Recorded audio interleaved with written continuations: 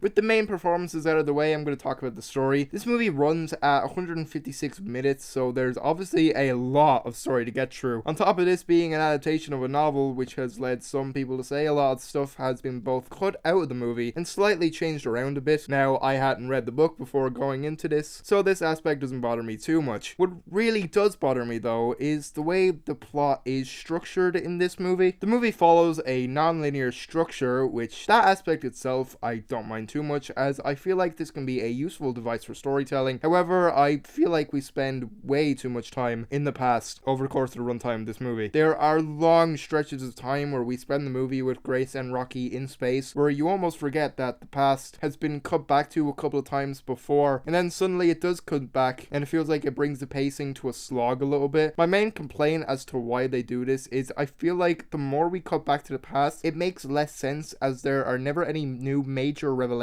made when we see the past come back again. We find out very early on that Grace wasn't the only pilot on the ship, and I thought to myself, okay, it'll be interesting seeing these other characters later and feeling the dread when you know what's coming. But unfortunately, I feel like these characters aren't developed enough, barely so, as much as they could be, for me to care about their known fates. While this movie doesn't have the same structure, consider something like Alien. That movie spends a good at least 30 minutes with its characters before they start getting killed off. We have time to get to know these people, which makes you feel bad for what happens to them, and I understand that Project Hail Mary is more about one person, so maybe they don't want to draw attention away from his character, but I still do feel like we spend too much time in the past. The only other sort of big thing is that there is a twist in the very last flashback that does, albeit, reveal a pretty big plot point, but I wish there was more of that throughout, because otherwise the flashbacks majorly detract from the overall story for me.